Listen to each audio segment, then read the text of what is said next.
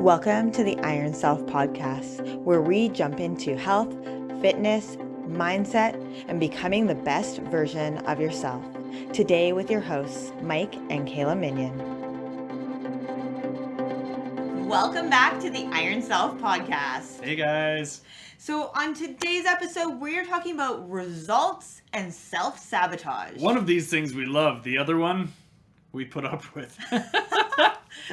It's a nice way to say it. It's kind of like a spouse. Oh, No, I'm just boy. kidding. Shots fired early. Oh boy. Yeah, it's early. Let's get this party started, hey?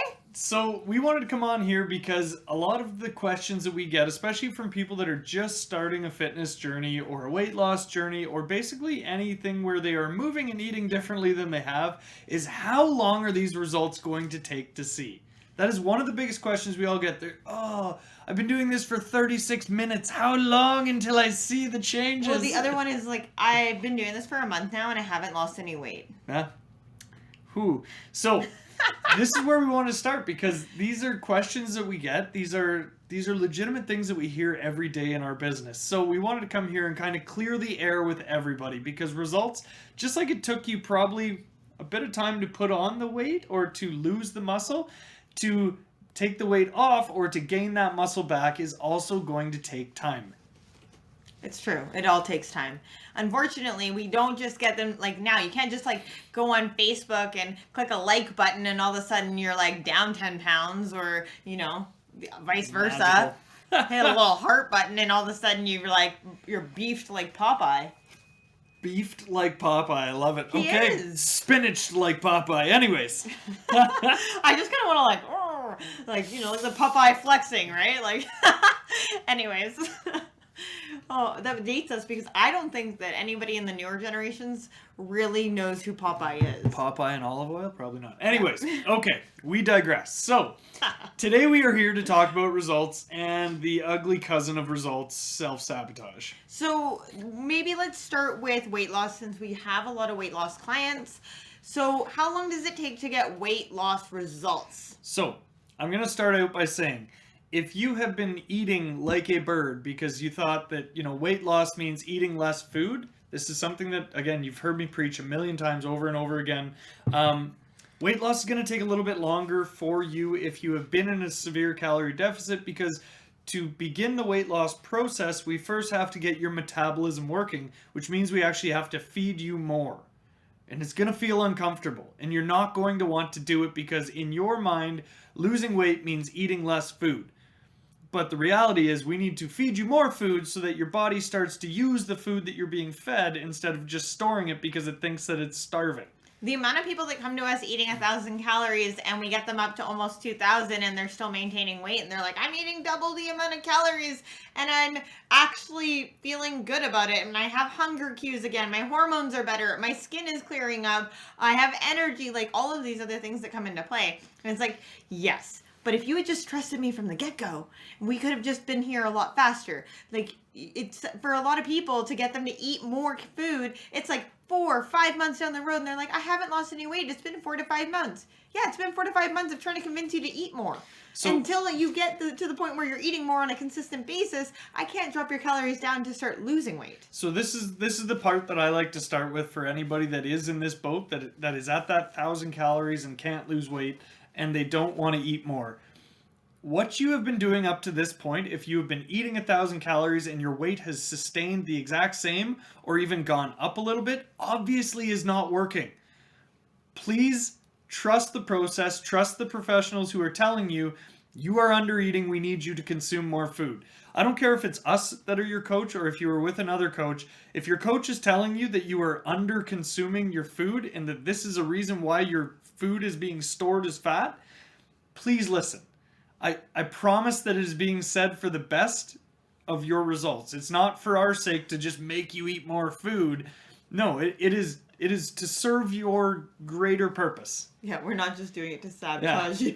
We are not going. Yeah, we don't self-sabotage you. That would be sabotage. We don't do that. So when it comes to weight loss specifically, the answer for how long will it take is the answer is it depends. It depends on gender. It depends on age. It depends on how your size. Like how much do you weigh? How much muscle mass do you have? How much like lean mass, I should say, do you have? How much fat mass do you have? How long have you been this way? How much food are you already consuming? What are your lifestyle habits and behaviors and routines?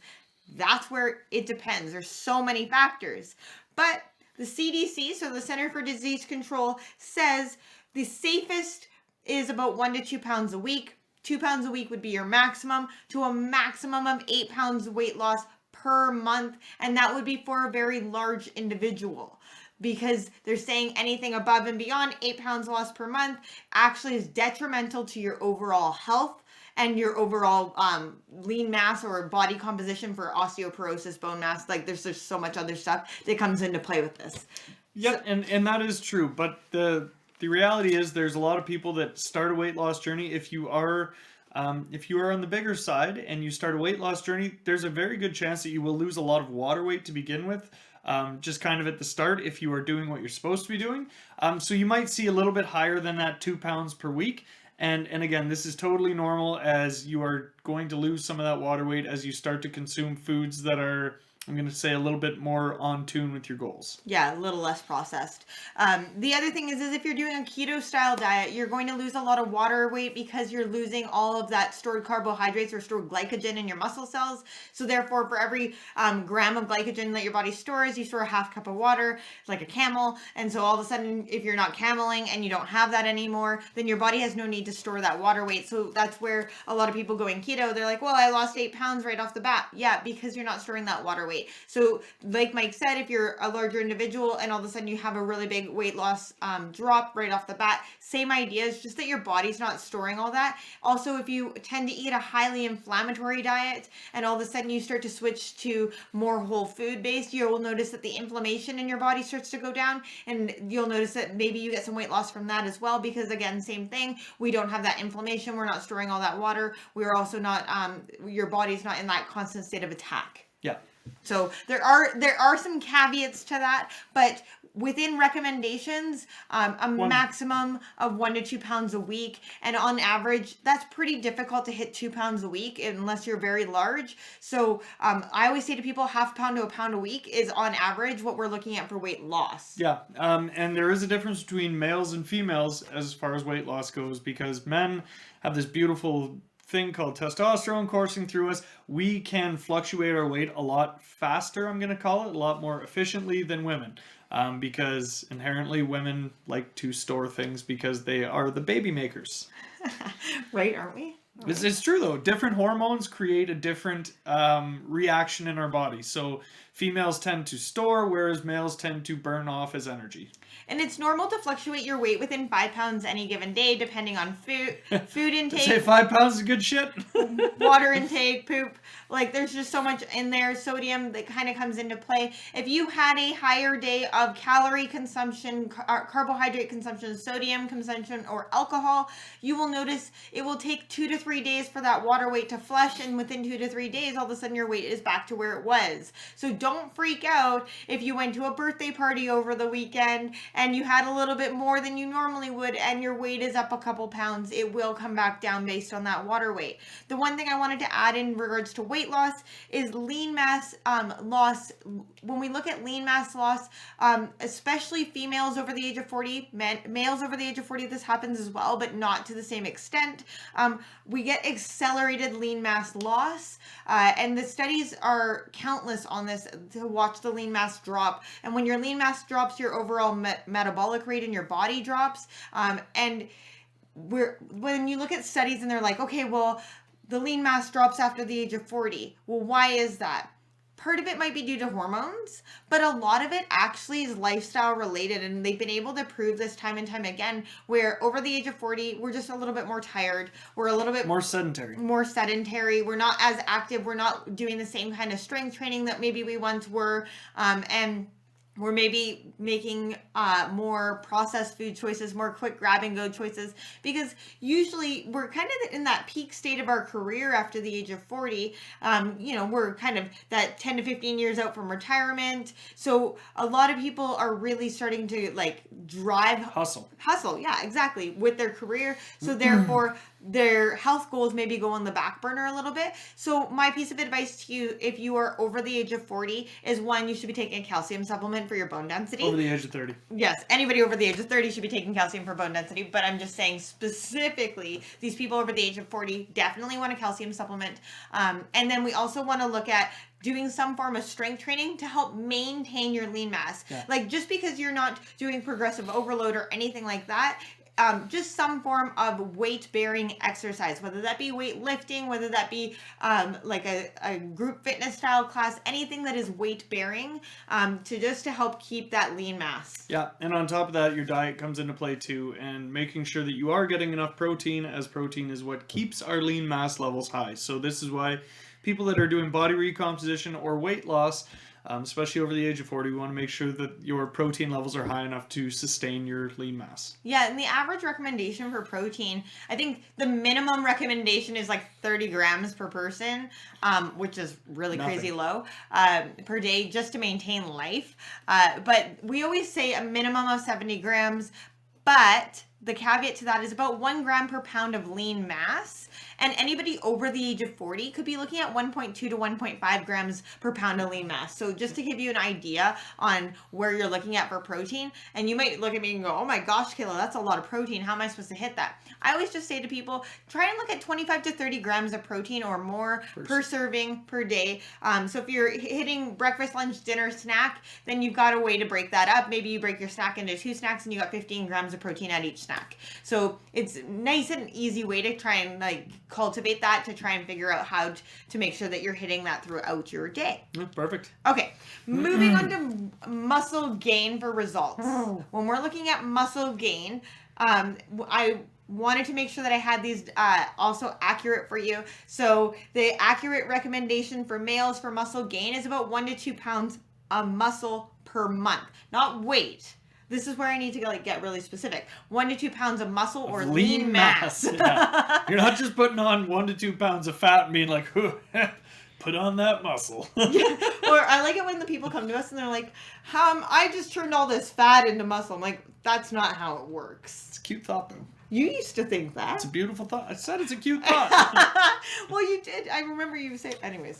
When I was firefighting, I was like, I'll just eat all this food and then I'll get fat, and then I can just turn it into muscle. Kill just starts laughing at me. I will wave my fairy godmother magic wand, bibbidi bobbidi, Boom. muscle. Okay, females muscle gain. We're looking at 0.5 pounds to half pound to a pound. A half pound to a pound is average.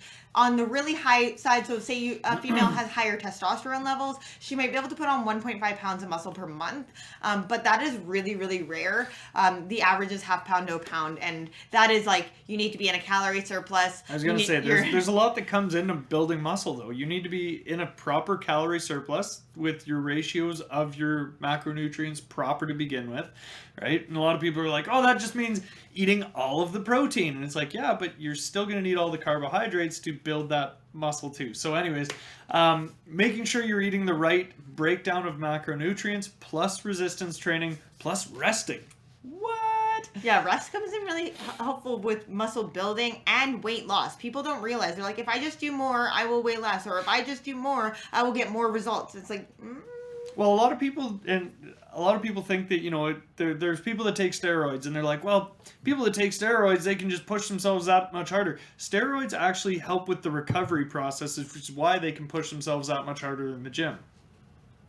So recovery, super important if you have goals. Exactly. Okay, so we've talked about weight loss, we've talked about muscle gain. Now, in regards to body recomposition results, the answer again is, it depends. It depends. Depends. I should just have like one of those buttons, like, it depends. I don't think that's a button. They should make that. Like Staples has the one. What does their button say? That was easy. That was easy, right? So I was like, it depends. Kayla needs a custom button for anybody that makes those. Anyways, the point is body recomposition. It depends. It depends on your genetics. It depends on your hormone levels. It depends on your commitment. It depends on your food. It depends on your workouts. Like there's so much to it. The basis is still still fairly simple though, right? It is still eating at maintenance calories, right? Body recomposition. You can be maintenance or just under your maintenance calories. You need to be resistance training, and you need to be resting. Yeah. So those are your main factors, and you need to be consistent. That's the other piece that really a lot of people lose out on is the consistency, right? Like, oh, well, I am doing X, Y, and Z workouts each week. Like the amount of people, oh, I'm just doing these HIIT workouts on YouTube. I do 2 of those a week and I run once a week. Okay, great. That's going to get you the results of cardiovascular training. Maybe a little bit of fat loss, maybe depending on your deficit levels. If you want to burn fat off your body, start lifting heavy weights. Yeah. So this is kind of where I was going with this is the importance of a training routine and a structured training routine and changing that training routine up. So say you get a training routine from a trainer or you found one online, whatever it is, okay? And you're following this training routine. The first 2, maybe 3 times that you're doing this workout routine. Learning the exercise. Your body is learning the exercise. I don't care if you've done deadlifts every week for the last 5 years. When you put it into a training routine, your body is now trying to figure out, okay, this deadlift is superset, or it's a pyramid set, or it's whatever, and your body is getting used to that exercise. Once again, even the patterning. And then by week 4, you're actually able to start driving those results, pushing heavier weights, getting more activation going on. Your body is starting to adapt to it. This is why we do a 5 to 6 week cycle on anything, because we need to allow our body that time to adapt to it and that time to start progressing through those motions. I know you have something to add to this. No? I'm good. Okay. So if you are a person and you're changing up the exercises every single week, or you've been doing the training program for the last 6 months, even you're doing the same workout program, the answer for you for both on either end of those spectrums is you need to structure your workout program. You need to work on progressive overload. Try changing up the way you're doing the exercises, but don't necessarily change the entire thing every week. Make sure that if you've been doing it for 6 months, that you reevaluate and maybe get a new program, because your body will adapt to something. So we have it called the postal worker effect. You know, we look at these postal workers and we're like, they're walking 10 to 20K every day. They should be so fit. And it's Body like adapts. Your body adapts to the demand that you're supplying it with. So if you're doing the same workout over and over and over again, it's been 6 months, then your body is adapted to that. You're not going to get any more changes. It doesn't even matter if you're increasing your weights by 5 or 10 pounds each week. It's just like your body's going to start to get used to it. So what I like to do with most people is keep the same core lifts, because your squats, your deadlifts, your bench presses, your overhead presses, and your pull down of some sort, whether it's a lat pull down or you're pulling your body up. Something that's going to hit the major muscle groups, you can keep those in week after week, month after month, but you structure them differently in the workout. So your heavy lift should always be at the start of your workout. You don't want to pre-fatigue and then try something crazy at the end of your workout, because you won't be able to push yourself as much. So your CNS, your central nervous system, does not get as activated by the end of the workout as it would at the start of the workout. This is why if you deadlift at the end of your workout, your weights will be significantly lighter than if you deadlift as the opener of your entire workout, right? So big lifts first, and then switching your auxiliary muscle work every 6 to 8 weeks. Even you could do it anywhere from 4, 6, or 8 weeks, depending on what your goals are. And then really watching the progression through these movements, seeing where you start to plateau. If you are plateauing after week 4, chances are you were lifting heavy ass weights for what you're used to, and that means your body needs that rest. So this is where we give your body a rest week. And that doesn't mean you do nothing for the week. That means you reduce your volume for that week. You take whatever weights you were working at and you reduce them slightly, so that your body perceives a rest. And then you get to attack the following week back into your heavy ass lifting.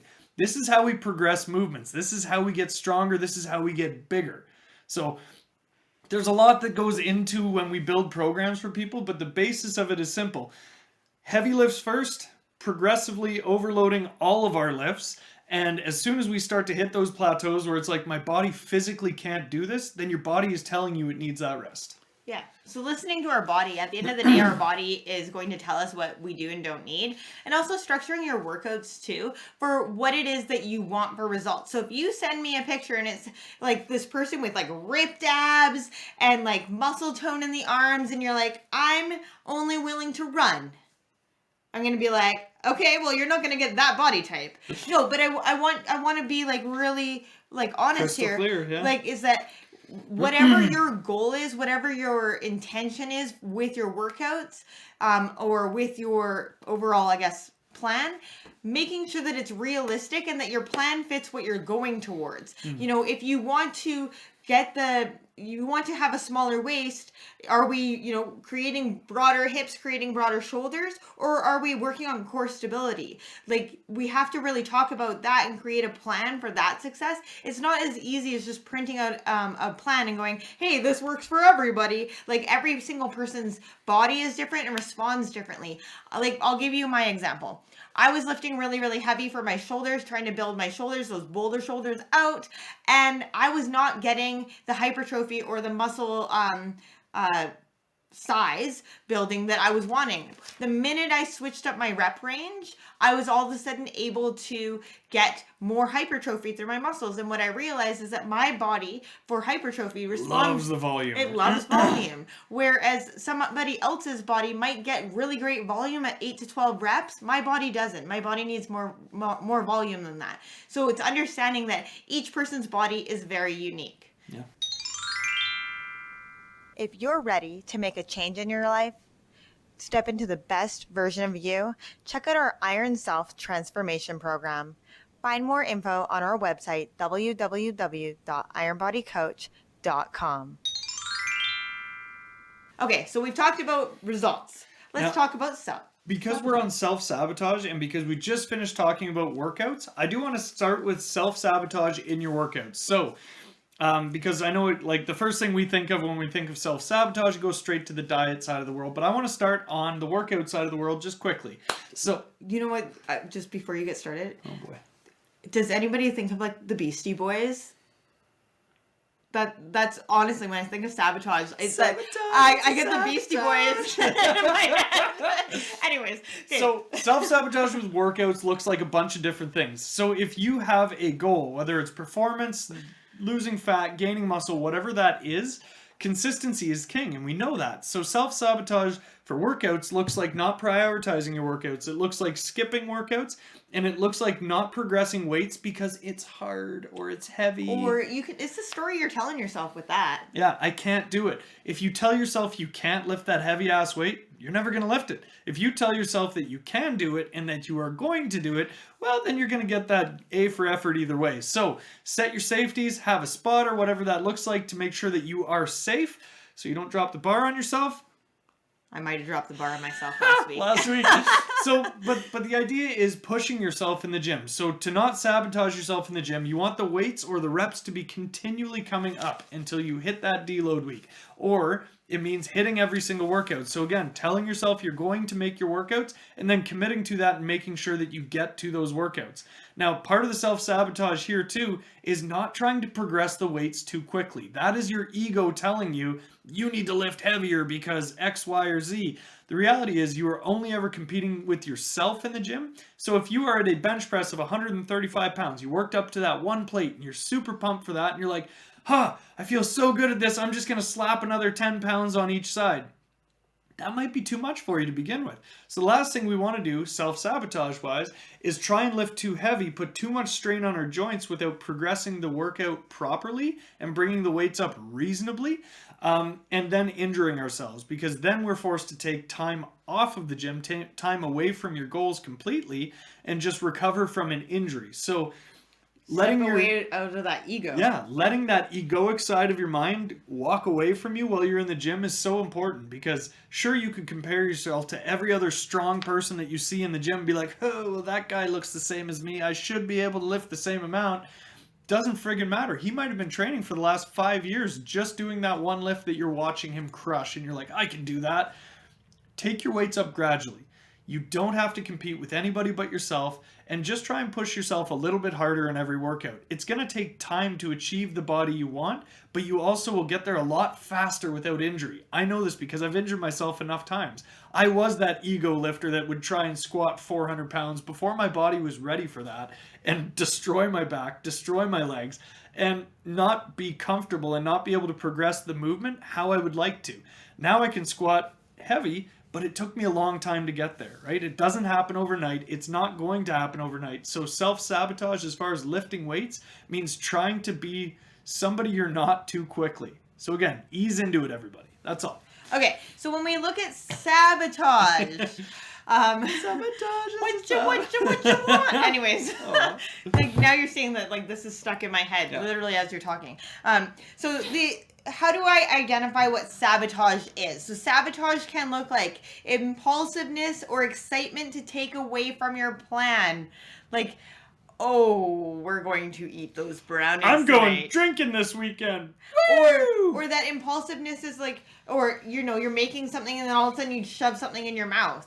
That's the most common thing for a lot of people. If they're baking, if they are making cookies with their whatever that is, you know, it's like one for you, one for me. I used to be the worst for the cookie dough. I'd like roll the ball, put it on the cookie sheet, and then I'd roll the ball and I'd pop one in my mouth. Okay, what else? Indecision or convincing others that you don't want your goal anymore. You know what? It's fine. Don't worry about it. I'll just do that tomorrow. It's no big deal. Yeah, or you're out for dinner with your friends and they're like, "Yeah, come on, just have the burger, just have the lasagna," and you're like, yeah, you know, what's one more day? Right. Self-criticism or giving up on yourself based on your self-worth. That comparison to others. Oh, I can't do this. I've never been able to do this before. That questioning your own worthiness. This dives right into the mindset side of the world, right? This is where you and the story that you've told yourself starts to get in the way of where you said you want to be. Well, and that criticism is like, well, I can't do it the way they're doing it. I can't do it this way. And this lends way to the next one, which is perfectionism.